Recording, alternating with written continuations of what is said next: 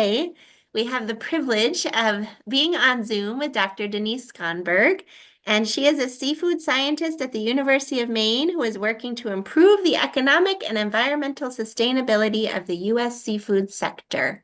So I am going to hand it off to Denise. Thank you so much for being here. Great. Thanks, Suzanne, and thanks for having me. As I said earlier, I know I'm talking about something a little different than you're probably usually accustomed to hearing. I'm always happy to talk about the seafood research that we're doing in our lab. And so today I'm going to focus on two areas. Let's see if I can pull, wait, let me share it first, I guess, and then I'll pull it up.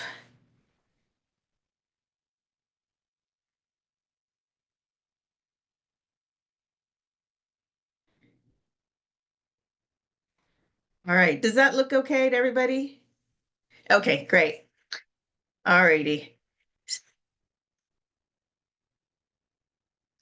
So I'm going to start off. And so today I'm talking about some of the work that we're doing in the seafood laboratory. And for those of you who are not familiar with it, the seafood lab is here in Hitchner Hall, and it's at the University of Maine and Orono.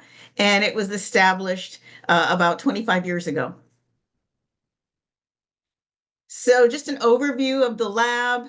The mission, as I said, is to apply food science principles to improve economic and environmental sustainability of the seafood sector. And so we do a wide variety of different types of studies, but ultimately they're really about reducing waste. That's a primary concern. We want to optimize the use of the aquatic resources that are harvested.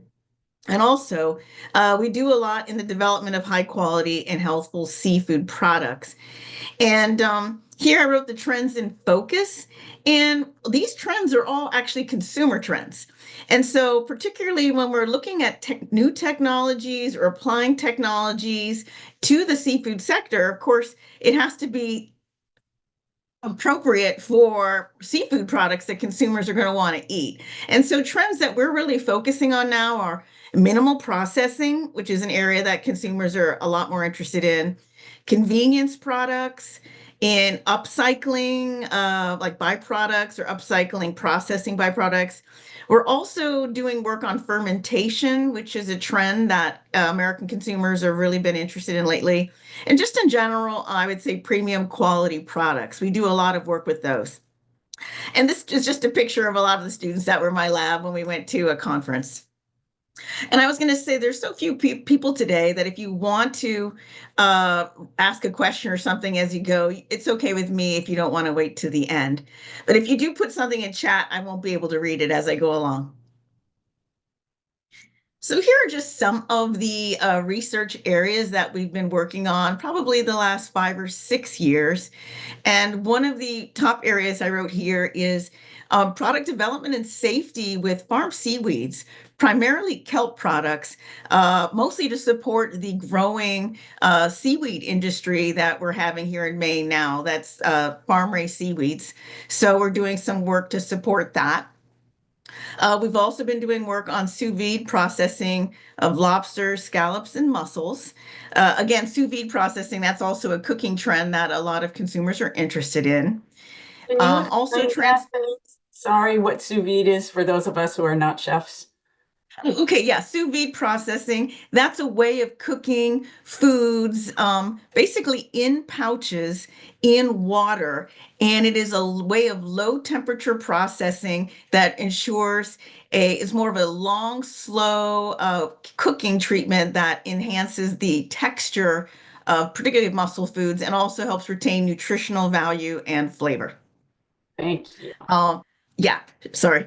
And then also transforming invasive green crabs into new products. And that's an area I'm going to talk about today. And also looking at high pressure processing and seafood quality, which I'll also talk about today. And then something I'm not talking about today, but I just want to mention is we just started work about a year ago working with the North Atlantic squid fishery. And in there, we're looking at upcycling processing byproducts, specifically squid wings, which are normally thrown away. And we're looking into making value-added seafood products with that. And here, just on the bottom right, you can see some tubes and tentacles from seaweed. And here's some dumplings that we made with the squid wing products. Here, this is green crab roe. We were looking at some roe, which I'm not going to talk about today, but sourcing roe. And then this is a seaweed salad made from sugar kelp. The stars are the areas I'm focusing on today. So I'm going to be talking about green crab, which I heard from Suzanne that some of you actually work in that area already from an ecological perspective.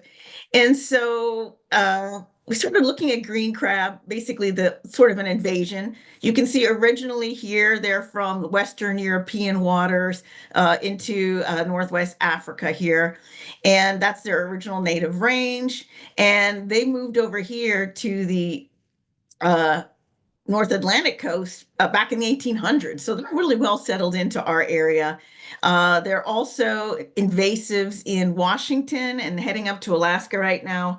So that's where they are right now. And they also present a potential threat in other areas as well.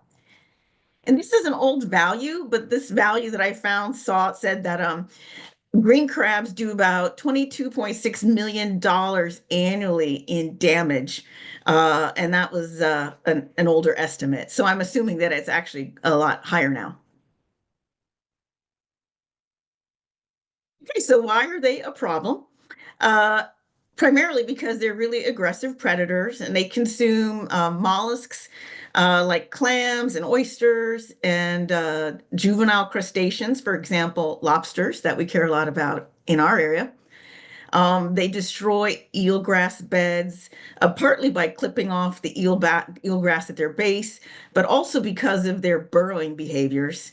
And those burrowing behaviors do promote erosion, partially because of the eel destroying the eelgrass beds, which hold the sediment in place, but also just because they're digging these crazy holes into a lot of estuarine environments. And you can see this picture I actually took off the Wells Reserve website here, where you can see some burrowing behavior.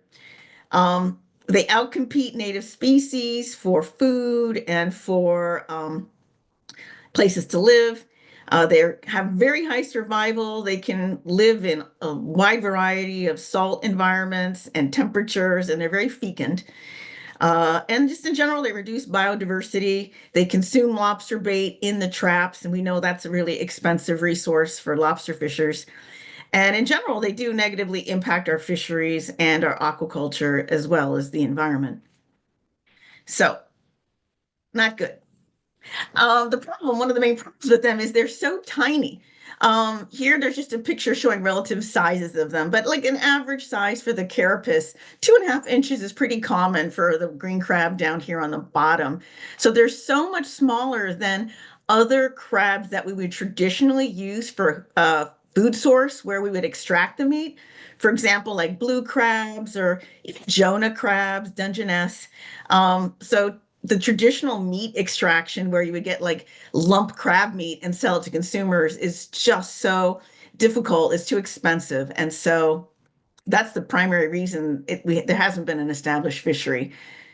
So what has been done with them is, well, they are being used for bait.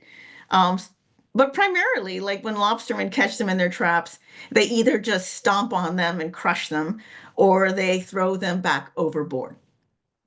Um, and so there's a really limited familiarity with green crab for culinary applications, which is one of the drivers for the fact that there is no established fishery. But there has been this growing interest, I'd say, I don't know, probably started about 10 years ago is when people first started reaching out to me saying, why can't we eat these? You know, part of this whole eat the invasive movement that's beyond green crab. Like you see it with lionfish, scorpionfish, even invasive plants and things like that. People are trying to eat them as a way to try and reduce their numbers. So there's definitely interest in that. And I just wanted to do a shout out here to greencrab.org if you're not aware of their website yet. It's a great website, and that whole organization is really geared to trying to promote the consumption of green crab as a way to reduce their numbers in the environment. They developed this green crab cookbook, which I have. There's a lot of great recipes in there. This is mostly targeted to consumers. Like if you were, you know, tidal pooling and you found one or you found a bunch of them like that, you could go out and get them yourself and you could make dishes with them. It's not like you can go out and get them at a seafood market. They're not available in that way. Um, when they're in their soft shell form, you can see this picture right here. This is a battered soft shell green crab, which anyway, that's sort of similar to the way people eat blue crab in the mid-Atlantic. So this is a modified picture that I got from Marissa McMahon. You might know her. She's a researcher with Manomet, and she's doing a lot of work trying to look at ways to use the green crab biomass as well. The primary way that they're looking at using it is for the soft shell crab industry. What you see is the very top of the pyramid. The reason it's at the top is because this is extremely high value. It's worth 20, these crabs are worth $25 a pound to the restaurant market. The problem with this market is that soft shell crabs represents about 1 to 2% of, if you go out and trap a bunch of crab, most of them aren't going to be just molted, right? So soft shells are right after they've molted, and then they can be dipped and battered and breaded and eaten like in that picture that I just showed you. So the problem is the other 98 to 99% of the crab that is landed needs to be used. And so if you look at the pyramid, like at the bottom of the pyramid is where a lot of biomass can be used, but the value is really quite low. So you can see that they could be used in terms of compost or fertilizer, like other seafood composts. They could, a higher value use that would use a little less would be to turn it into crab meal for animal feeds, like chicken feeds, things like that. Moving up the pyramid, again, higher value. They can be turned into a meat paste using a mechanical meat extractor. The paste is just as nutritious as the meat, but the sensory characteristics are kind of gross. So you wouldn't just eat it like that. But also you could turn it into broths or flavorant. Slightly higher is turning it into a condiment, which I'm going to talk about today, or also using the roe, which is just, it's also high value, but just a really small amount of the biomass. So the actual goal then, in terms of trying to look at uses for the green crab biomass, is really to get as many high value and high volume products as you can so that it actually makes financial sense to establish a fishery, right? Because if it's not economically viable, then it's not sustainable. And so what we really want to sort of lead to is like the total use of the green crab raw material. Oops. I don't know why that just happened. Okay, there we go. All right, so we're doing a variety of different studies and have been at the seafood laboratory about using the green crab. And the very first place we started in terms of product development was making an empanada, which is this dish right here, if you can see it right here, from the mechanically extracted meat mince. That's where you throw the crab into a hopper, the machine sort of smushes it up and separates the meat from the shell. And again, it is nutritious and flavorful, but the sensory characteristics, like the texture, are not great. So it has to be used, it has to be sort of hidden into something. So we made this crab empanada, and we were able to use about 50% of the mass inside as green crab mince. We've done work with, excuse me, isolating the protein, you can see right here, to make a protein isolate, which if you guys look at the labels on your food, you've probably seen soy protein isolate, whey protein isolate, things like that. Those are protein ingredients that could be used in different kinds of foods. This isn't particularly high value either. We've looked at making antioxidant peptides, antihypertensive peptides. That's more of a nutraceutical kind of application. Yeah, I'm not going to talk about that today. But where I want to focus today is the development of this crab sauce condiment, which when people hear that, it sounds really weird. When I start explaining it, it'll be a little more clear. So basically, it's sort of a knockoff on fish sauce. And so hopefully you guys are familiar with that. Fish sauce, and there's some pictures right here on the top right. These are a bunch of fish sauces that we bought and analyzed in my lab to learn more about them. But basically, it is a fermented condiment, very, very flavorful. And it's characterized by having these savory umami flavors and also salty flavors as well. And this is something that's been around for a long time. Actually, ancient Rome, the word garum is from ancient Roman Empire.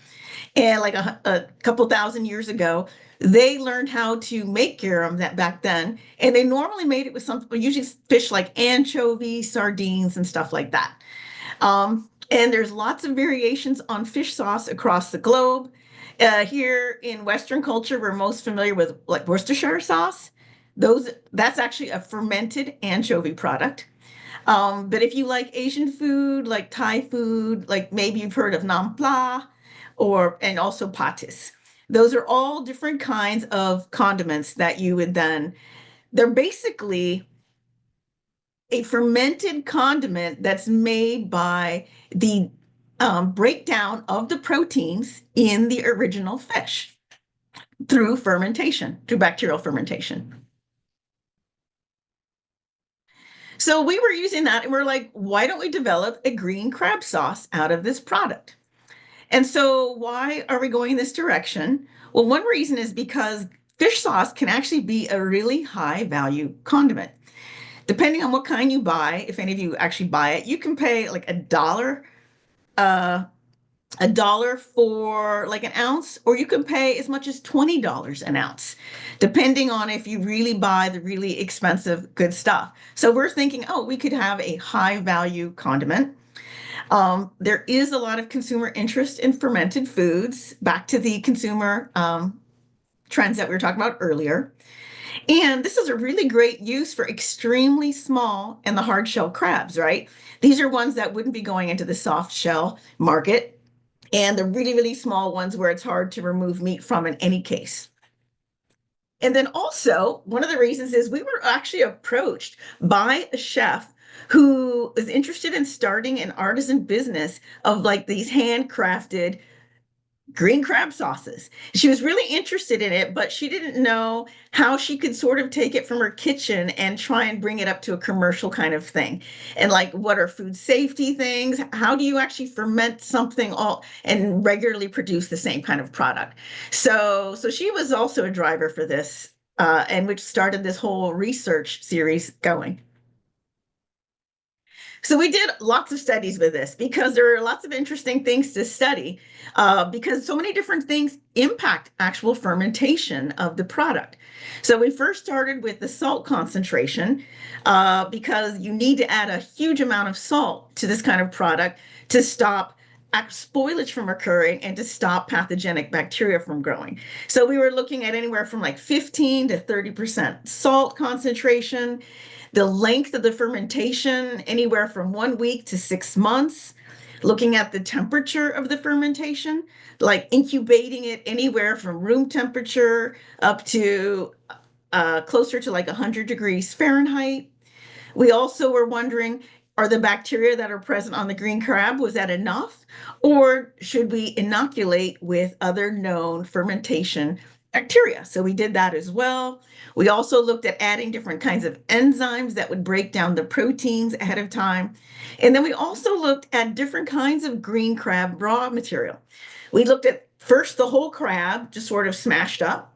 And then we also divided it into crab meat, or the crab paste, and then also crab shells. So we really had 3 different raw material product streams that we looked at in the study.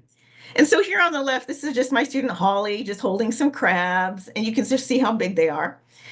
This was Bryson. This was in our pilot plant where this was a bunch of, we put the whole crabs right into this chopper.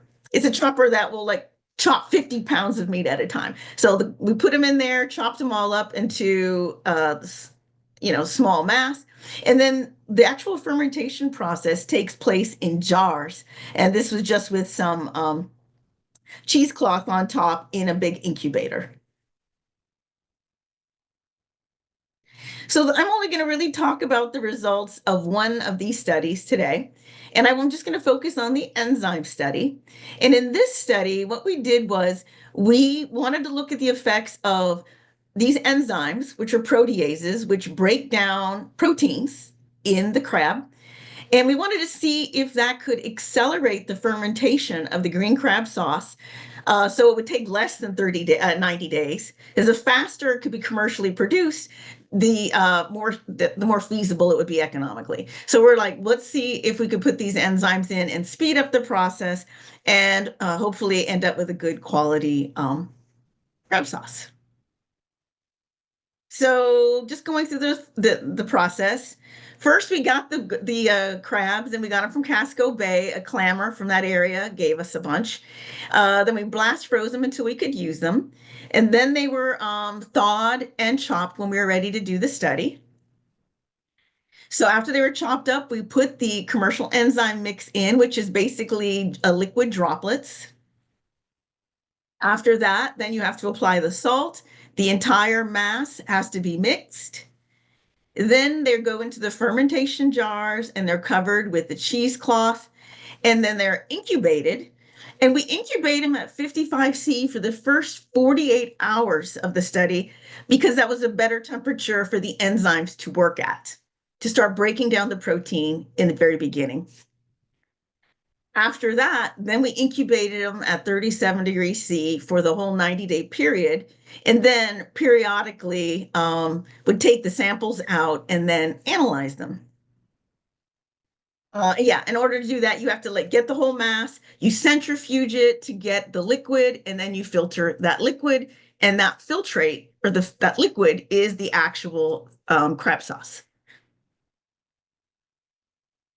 And this is what it looks like in a lab. So it's liquid. It looks just like if you had soy sauce or fish sauce or something like that. So that's what it looks like. And this is what we actually analyzed.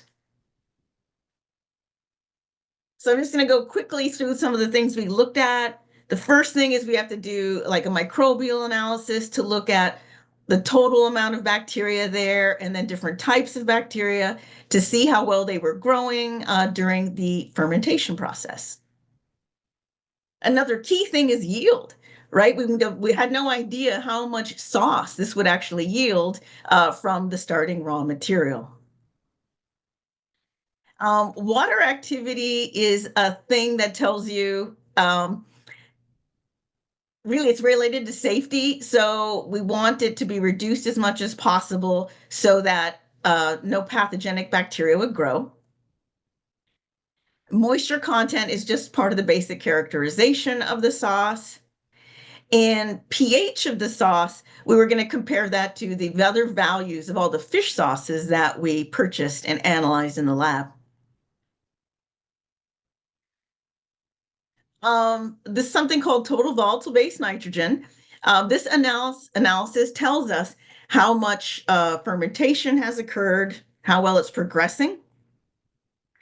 And so does the amine nitrogen. So it's another analysis. And basically, both of these are breakdown products of the proteins.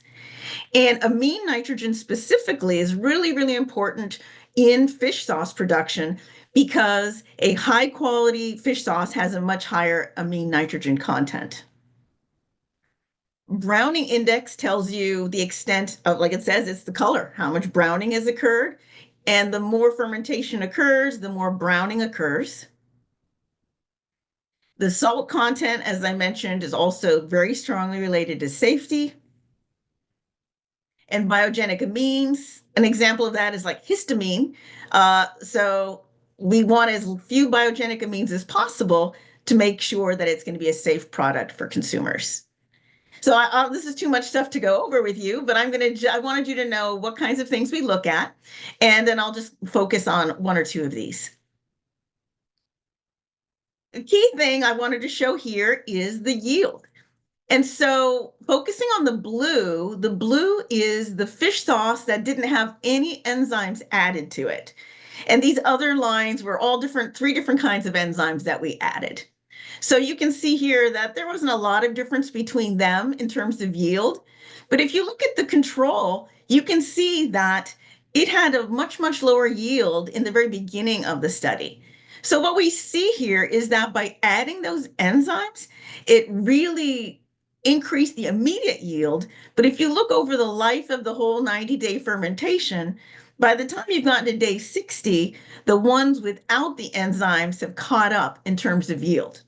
And so by day 90, by the end, assuming you were going to do a 90-day fermentation, then there would be no advantage to adding the enzymes if you let this go on for 90 days. But if you did it for only 15 or 30 days, then it would definitely have an impact on the yield.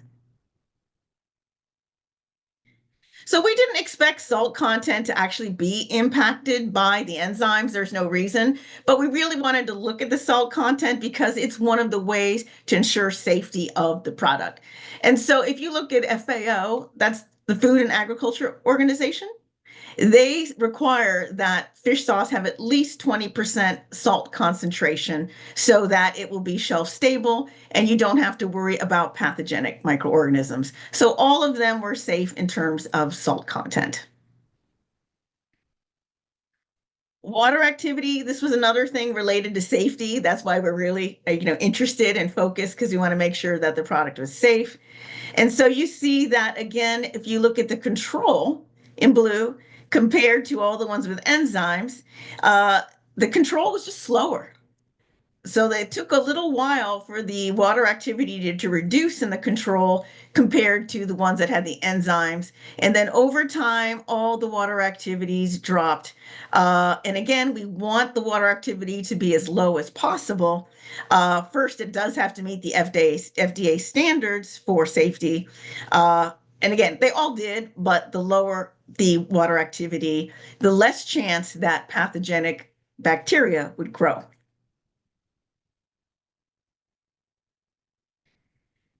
So amine nitrogen, as I briefly mentioned earlier, this is actually the most important thing for characterizing the quality of the fish sauce. So the more fermentation occurs, the more the bacteria are going to break down the protein and produce these amines. And most of these amines are associated with that savory umami flavor that characterizes a really good fish sauce. And interestingly, even though the control crab sauce, I want to say fish sauce, the control crab sauce had a delayed fermentation in terms of the flavor, the production of actual flavor compounds. It really didn't wasn't affected by the enzymes. So they all had really good amine nitrogen production, meaning that they are producing a lot of these flavor compounds that consumers want to have. This, I'm just going to show you, this is a browning index. This is just showing that how the color, the brown color is intensifying over time. And this is due to enzymatic activity during fermentation. So our conclusions from that specific study is that really based on water activity and salt content, we were able to make this crab sauce condiment that does meet safety standards. We did see that the enzyme application increased the yield up to 30 days of fermentation, and that the quality parameters of everything that we really measured in the study were very similar to those of commercial fish sauce products. So we felt like we were definitely on track in terms of making this crab sauce condiment. And making sure that it was safe, which is the primary issue that this chef was really interested in if she were to go ahead and try and commercialize this product. But of course, we are wondering, well, we can make this product and it's safe, but we really didn't know what American consumers would think about a fish sauce condiment made from invasive green crabs. And so we're like, yeah, we did a lot of this laboratory analysis, but now we were thinking, well, what do we even know about what consumers would want? And so that led into the next study that I want to talk about here today, which was basically a survey study on New England chefs. And we wanted to get their perspectives about fish sauce and this green crab sauce. Because really, this chef that we were talking with wanted to target this product for food service applications first, and then think about like retail afterwards. So in this survey was broken into two parts, and it was an online survey that we conducted with 59 chefs in New England, and just asking them first about themselves, so we understand a little bit about them as prospective purchasers.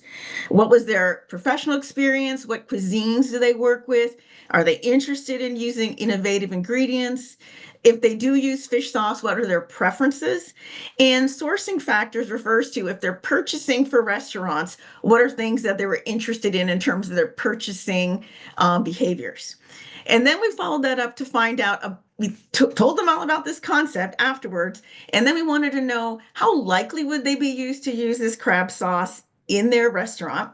How frequently might they use it? And how willing would they be to purchase it? So first we asked how familiar they were with fish sauce, and 53% said they were very familiar with it.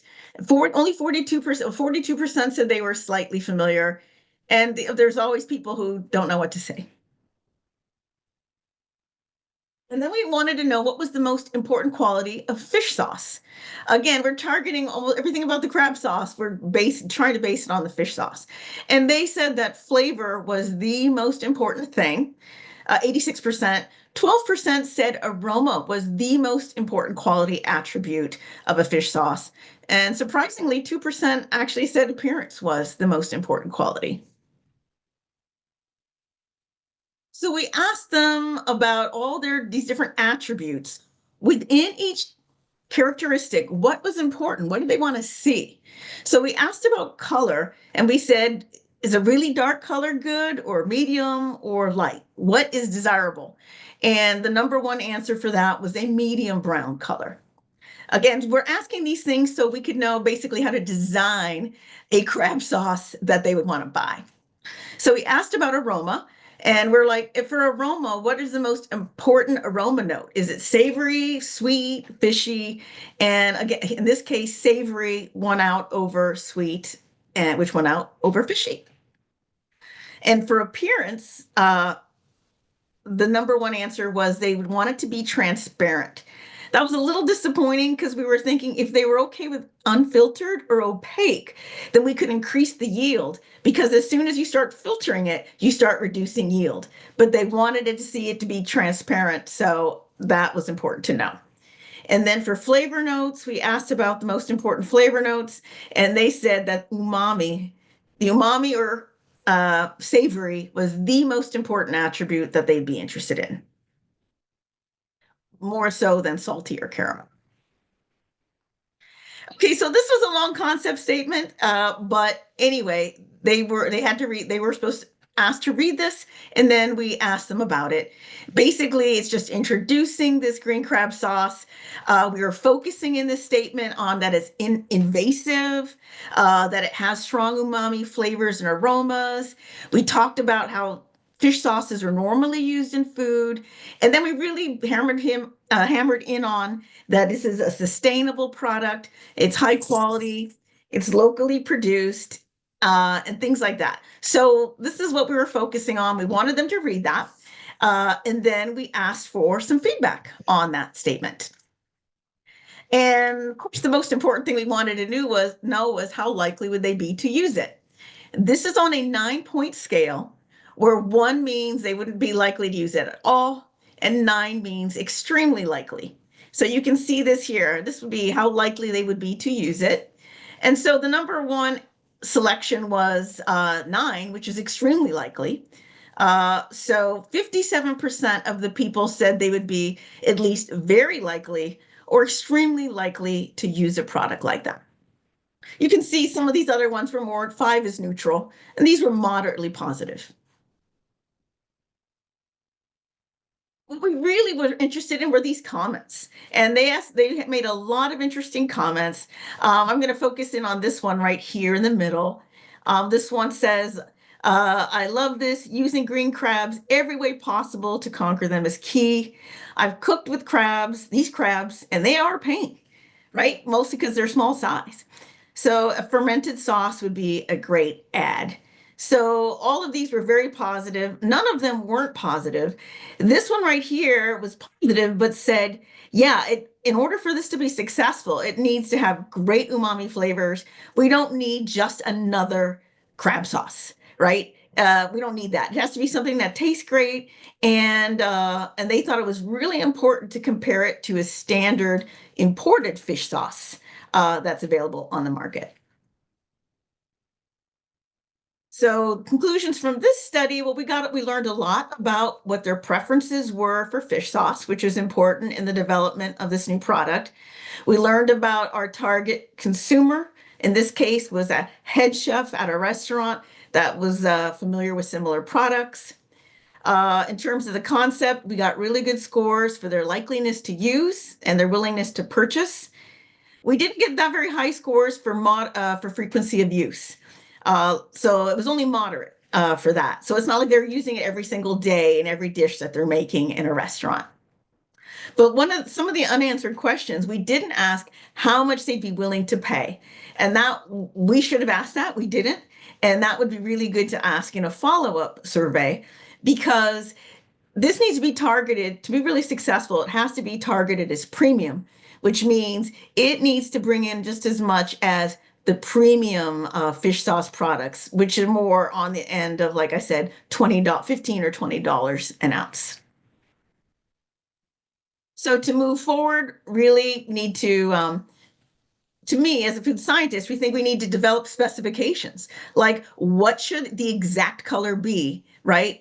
So that you're always making it exactly the same way. What are the exact fermentation conditions so that you can always develop the same product that does meet consumer expectations? And then figuring out a way to scale this up commercially in a way that's economically feasible. So that's all I wanted to say about that project and the green crab in general. The second projects that I want to talk about, the second area, is really the focus on reducing food waste, which is sort of a different kind of thing than the whole green crab, the lack of a green crab fishery. So for the food waste portion, most of you are probably have heard of the whole issue of food waste, but food waste is just refers to food that's being thrown away. And it's been estimated to make up about 30 to 40% of the total food supply in the US is just thrown away, which has really serious negative environmental impacts, social and economic. Environmental, because all the resources that are used to make food or to harvest, in this case, seafood, or to grow seafood, all of that's just thrown away if the food isn't actually consumed. And socially, we know that there's plenty of people who don't have enough to eat, so that's important. Any of that food being wasted has an economic impact. And so I saw these values for specific to seafood values, and it was estimated that US consumers discard about 1.3 billion pounds of seafood each year. Um, and one of the reasons, and so seafood is at the very top of the list for being wasted compared to other foods. And one of the reasons for that is because seafood is highly perishable. And also, it emits strong odors as it starts to get old. And a lot of people, as soon as they smell that odor, they think it's unsafe and throw it away. And just in general, just thinking about food waste, particularly of seafood, that spoilage is a significant contributing factor to that. And so the more spoilage occurs, the more more seafood waste is generated. So this is an area that we're definitely interested in in the seafood lab. And one of the things that we're looking at to reduce waste is high pressure processing. This is a technology. It's also known as cold pasteurization, and it's a method of destroying pathogenic microorganisms and also spoilage microorganisms. And in this method, foods are exposed to extremely high water pressures for variable times. And because high water pressure is used, it's often called high hydrostatic pressure. So sometimes it's called HHP, and sometimes you see it HPP. I always use HPP. But you can see this is an HPP unit over here. This is a commercial HPP unit. What happens is you put the food into these cartridges here, and normally the food is already in packages. And then this whole cartridge goes into this unit. And in the unit, this massive pressures of water are applied to the food, anywhere from like 2 minutes to 20 minutes, at different pressures, depending exactly on what they want to achieve. But the pressures are massive, up to 72,000 psi. Although we always talk about it in megapascals. And again, this does enhance safety and shelf life of foods without the use of heat or chemical additives, which, as we already mentioned, consumers are interested in foods that have fewer and fewer chemical additives.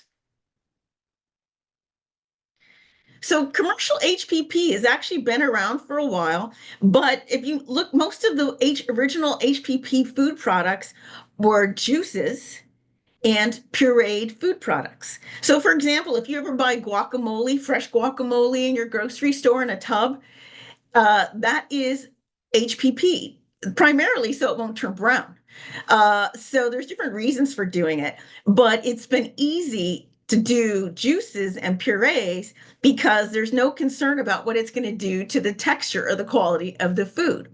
However, there have been ready to eat meats, like if you eat lunch meats and stuff like that, those are now currently, some of those are high pressure processed to extend their shelf life and make them safe to eat.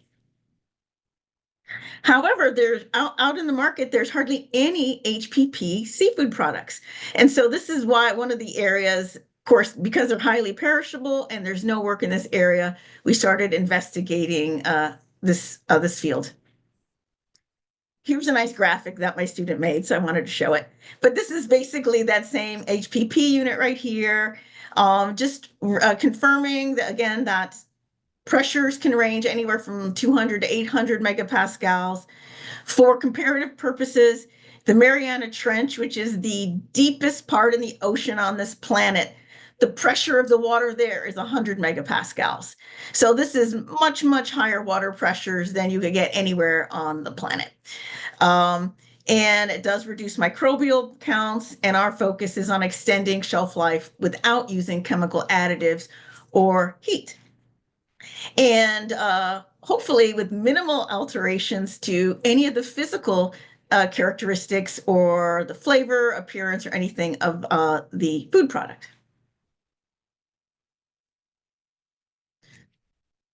Right. So for HPP, so what we're really interested in here for seafood products is applying pressure levels that are high enough to ensure, like if you do apply them high enough to ensure food safety, seafood is really delicate compared to other mussel foods. So if you apply that much pressure, it's going to damage the seafood product.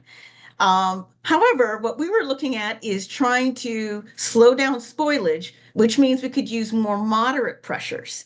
But again, for that, we still are not sure what effect that would have on the quality, particularly the texture, but also the appearance, the color, the flavor. Is it going to promote oxidation? Because we know seafoods are high in omega-3s that are fatty acids that are prone to oxidation. And also we were thinking it's probably species, these effects would be species dependent because finfish and mollusks and crustaceans are physically very, very different. And they also have different composition in terms of proteins, fats, and stuff like that. So in our lab specifically, we've been focusing on really high value species. We started with, we did lobsters because of course they're important to Maine, but also scallops, which are extremely high value product, and abalone as well. They're not as common out here on this coast, but on the West Coast, people are a lot more familiar with abalone, which is a very high value molluscan species. So I'm just going to start by talking about lobster tails. That's the example I'm going to give. And we were doing work on, just the tail itself. And so the first thing we wanted to do was to see what were the effects of moderate pressures on how consumers, on consumer acceptability of the lobsters. Because if moderate pressures made it so consumers didn't like it, there's no point even looking at the shelf life of the lobster.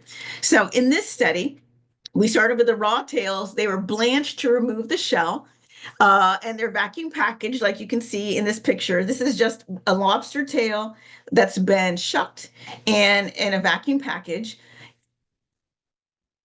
This goes through fast. You have to vacuum seal it. You can't have any air in the package or it'll implode under the high pressure in the system. So it's vacuum packaged, vacuum sealed. Then we applied pressure at 2 different pressures for 10 minutes. After that, it was cooked and cooled.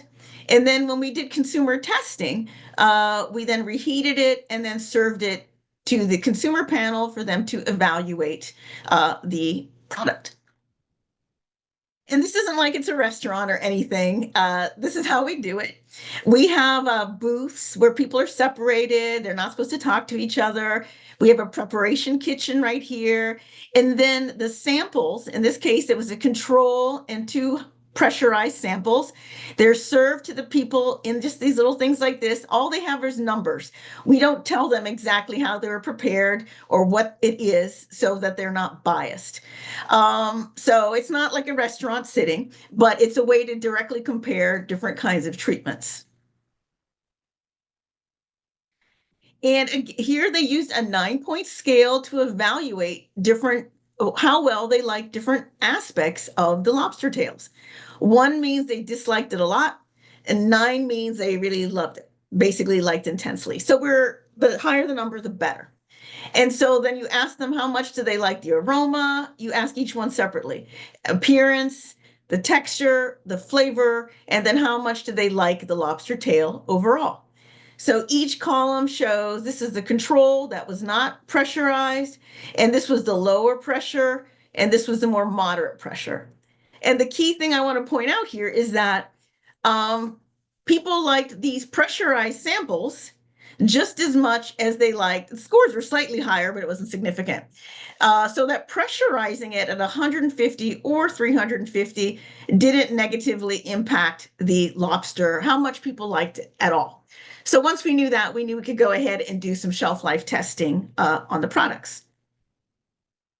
And so basically that's what I'm saying right here, that even the moderate pressure, the lower pressure, they still had a really acceptable sensory quality.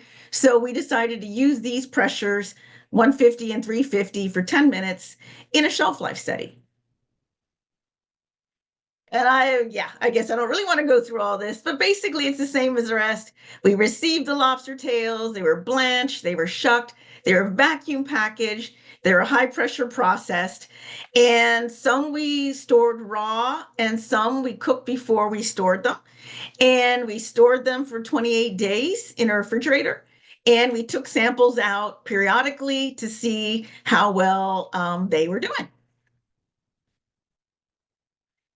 And I'm going to just show 2 different kinds of data that we collected. And one here is something called total volatile-based nitrogen. And we looked at this. This is an indirect measure of microbial spoilage. And the reason it's a measure is because as bacteria are growing and spoiling protein, they start releasing all of these volatile compounds like ammonia, things that we can smell, right? They come off as odor, and this is that smell, like we call fishy smell, that we don't like. And that's a sign of spoilage. And so the key thing I wanted to show here was that the TVPN values for controls went up immediately, and so did the lower pressure treatment. They both went up at about the same rate. Whereas the 350, which you can hardly see here, stayed at this level throughout the 28 days of refrigerated storage. So you can see there was a massive difference. The high pressure processing basically just kept it at the same level throughout the whole time, indicating that the bacteria were not breaking down the high pressure treated samples. And there is a cutoff value of 35 milligrams of nitrogen. And so it stayed below that quality, premium quality cutoff the entire 28 days of the storage when it was treated at 350 megapascals for 10 minutes. The 150, basically, you can see that was pointless. It did nothing. And the other data I wanted to show you was data. This is kind of, we had to train a panel of 10 members, train them to become familiar with odors associated with seafood decomposition. And they just smelled the lobster tails for the 28 days. And they rated on whether or not it was acceptable or it was rejected. And this is the control right here. And you can see by day 7 of refrigerated storage, 90% of the panel already rejected it. So this sample, when it wasn't nothing happened to it, it didn't even last 7 days in the refrigerator. If you look at the 151 megapascals, it wasn't also, by day 7, it wasn't any good either. 60% of the people said it was rejected. Only 10% said that the 350 wasn't acceptable. So after day 7, we didn't ask them to evaluate these products anymore because they were gross. But the one that was traded with 350, they evaluated it for 28 days of refrigerated storage. And at the end of 28 days, 70% of the respondents said these were still acceptable. So you can see there is a huge impact of the 350 on the storage. And another thing we saw was that there is a really good statistical correlation between the TVBN and the aroma scores. And TVBN is a lot easier to do than training people to smell it. So the conclusions for that were really that although HPP did alter some of the properties of the raw lobster tails, once they were cooked, consumers, there was no difference in how much they liked it. And the HPP that we applied, at least the 350 megapascals, took the shelf life from less than 7 days all the way up to at least 20 days of shelf life. So what does that mean? Really, it means that we can produce a convenient, high quality product that is refrigeration stable for 28 days. And that would be good for food service and for retail markets. In general, this is the last slide I want to show for this, is that this, just looking at all the seafood HPP data that we've done lobsters, scallops, abalone. We found that depending on the species, high pressure processing has variable products on the variable impacts on the raw product. We found that HPP does not impact how much consumers like the cooked scallops or lobsters. But we do know that there is no one size fits all approach to determining what is the right pressure and time to use. You actually have to determine it for every single product individually, which is, means that you have to unfortunately do the research. But the cool thing is that we can use HPP to develop these convenient products that have an extended shelf life, and that hopefully by doing this, we can reduce seafood waste, particularly at the consumer level. And so basically that's all I was going to share with you. I have to do acknowledgments. I'm not going to go through everyone's name, but as you are aware, all of these things take a huge team to do these kinds of studies. We have teams of collaborators, other faculty, graduate students, and people in the community who help with all of this work, as well as having financial support from a number of different sources. All that is necessary to get this kind of work done. And so I will end right there. And I certainly welcome any questions that people have. Thank you, Denise. I see Linda's hand up there. Linda, go ahead. Hey, Denise, the HPP stuff is fabulous. I think that will really help restaurants, especially be able to, feed the tourist appetite for lobster tails better. I actually have a question about the fish sauce. So I know that often consumers associate high price with high quality, and that there's this weird connection between that. What do you but I'm also thinking that a marketing strategy could be it's the same high quality as the $20 fish sauce, but because we don't have to ship it across the globe, we can offer it for, $15 or $10 or whatever. Do you think that that might, you want food is weird. People think the more expensive the food is, the better it is. But, people still need to make a living. So I don't know. What do you think about that? Yeah, I think that's a really interesting question. I don't know. I am not a marketer. I agree though, but people do think more expensive is better. But sometimes, obviously, if you buy something more expensive and it tastes crappy, then you know that's really not the case. Um, I do know that the person that we are working with who wants to commercialize this product, she is focusing on the word premium, and in her mind, premium means higher value. She specifically wants to get more per ounce. And partly that's also related to she's interested in doing this sort of like using the terms like hand, she's doing it more artisanal, like doing, she wants to do it in an approved kitchen, which means even if she scales up, she's not producing, you know, 1,000 gallons of this a week, right? So in order for her to make any money, she would really have to sell it more at a premium price. I think to do in order to do something at a really low price, that means you have to really, really scale up and produce it more industrially. And she's not, I mean, she's not a industrial food person. She's more of a, small kind of craft batch kind of batch Yeah, process kind of like person. small batches. Yeah, yeah, Yeah, that's what she wants to do. got it. Thanks.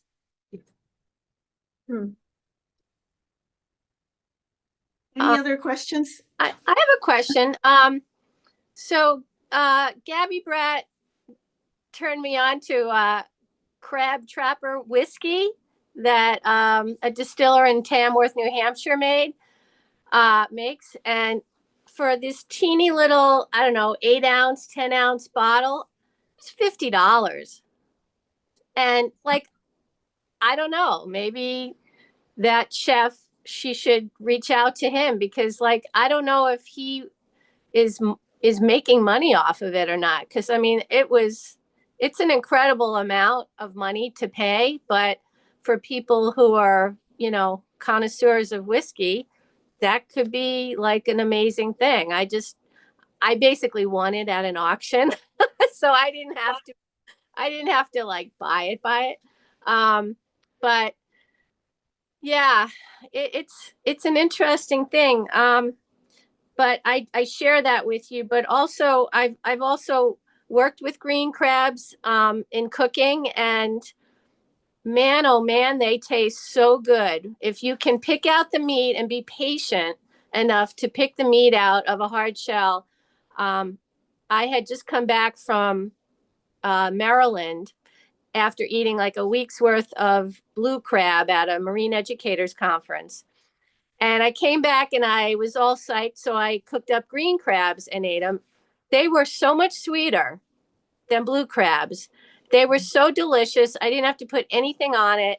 Um, so I do feel that, there is hope. And I wondered if you have been working or know about the guy down in New York who's working with Gabby to come up with a way of finding out, how you can tell when the soft shell is occurring and try to market that, because I really think that's a good way to do it.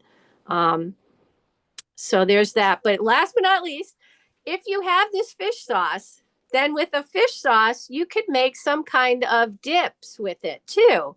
And I think for the consumer, to have something pre-packaged that has the fish sauce in it that can be made into some kind of an appetizer for people to buy. Um, I think that's also a good avenue to go down. That's all. Those are interesting comments. That's interesting that you had that whiskey, because a friend of mine also actually bought it. He's a chef, and he really was very excited about it. And I don't like whiskey. But I tried it just because it had green crab in it. And I was surprised you can detect those umami flavor notes in the whiskey. Yeah, I thought that was so interesting. I thought the whiskey would cover that up so that you wouldn't taste it. But yeah, I don't know if he's making money doing that or not.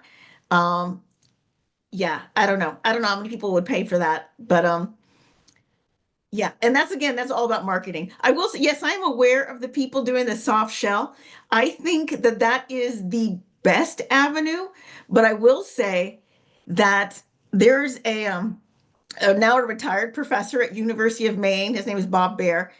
He ran the Lobster Institute for like 30 years. He was focused on trying to artificially get green crabs to molt 20 years ago. Because this, like, people realized a long time ago that this would be a great thing. And they tried lots of things that they do with lobsters, like eye stalk ablation, like all of these things to try and promote it. And so far, none of them figured out any way to promote molting in the green crab. The ones that are trying to move forward with this soft shell crab thing, mostly they're just learning the signs of that tell them when a green crab is getting ready to molt, and then they're going to hold it until it does molt and then sell it. Uh, I I wonder personally if they can get enough of them to molt so that that will be economically viable because they have to hold them if they still have to hold them. So there's that added cost there. Yes, they are a really, really high value, but it'd be interesting to see what is the cost associated with holding them once you know they look like they're going to molt versus how much you get for them. Yeah. I wish somebody would continue that and figure out some kind of physiologist, a crab physiologist, should figure out how to induce molting. Yeah, agree. That would be cool.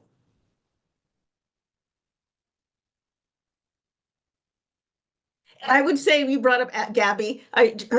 She works with us on the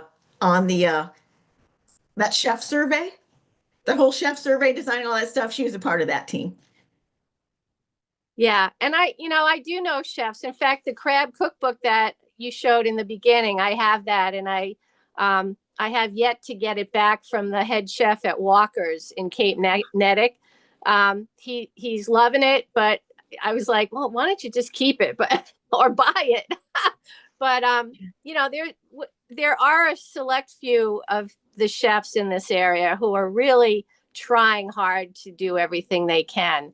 But I do have to say it's probably not the majority, simply because they're really a pain to to deal with. I remember going up to Portland with a 5-gallon bucket that Everett Leach gave me of green crabs live, and bringing them up to Suzanne. You probably know the chef. Remember that place in Portland called Vinland? Vinland? Oh, I've yeah. heard of it. Yeah. Yeah. And he was like, okay. And I was like, here you go. As soon as you open the lid, they're going to start crawling everywhere. And anyway, it's really hard to deal with them like that unless you're putting them all into a soup stock, which I've done. And the soup stock is great. Has anyone thought of making just like a canned soup stock? That could be something too. That it would be a lot easier than fermenting and turning it into a fish sauce. I think somebody should be doing that. In fact, whenever we go to these things where we talk about products, when there's chefs in the audience, every single chef will always start with a broth. They will all say, you can make a great broth with it. And I agree, that's easy. We don't do research on that because all you have to do is boil it to make a broth and stick it in a jar and then pasteurize it. Like there's no research there for us. I feel like why isn't somebody doing that right now? And they could do that for on a food service scale and make like gallons or 5 gallons of the broth, and those could be used in tons of restaurants. And it's not just seafood restaurants; those broths can be used as a base of like non-seafood products. It's not like it's just seafood. It could those could be widely applied. Yeah. Yeah, so somebody should be doing that. I totally agree. Um, nobody has yet. Maybe Maybe one of your students will take that on. maybe once I become a grandma, which won't be for a few years, I'll leave the tide pools behind and start making that. Yeah, Talk to me. that would be great. I think that would be great. And I will say, I mean, you're sort of laughing, but there's lots of things people could do. 20 years ago, people never even heard of it. They didn't care. About 10 years ago, I started getting random emails from people who say, could I do this? Could I do that? How would I do it? And now in the last 5 years, I see people selling some different kinds of things using green crab on a really, really small scale. And I just feel like things are moving along, and I wouldn't be surprised if in the next year or two we start seeing, again, smaller scale things like this, like the broth being produced, things that are low entry to people who want to start selling food where they don't need a lot of infrastructure, they don't need a lot of processing equipment, making a broth and doing a home artisan batch approach. I think we're going to start seeing a lot more of that for green crab in the next 5 years. And I think the labels will say, focus on eating the invasive, local, all of these kinds of things. And I think they're going to be out there. Yeah, we can hope. Thank you so much, Denise. And thanks, Carol, for coming. There are lots of Yes. thank yous in the chat. Yes, yes. Yeah, and thanks for your questions and your interest. It's interesting to talk to people who are looking at it from a different perspective. Yeah, keep up that great work. It's so scientific, and it's interesting to see how you've taken the green crab out of the kitchen or leave it in the kitchen, but also do these scientific studies on it. I think that's wonderful because that makes the whole process legitimate. So thank you. Oh, definitely. Great. Have a great Yeah. afternoon. Yes, you guys too. Bye. Take care.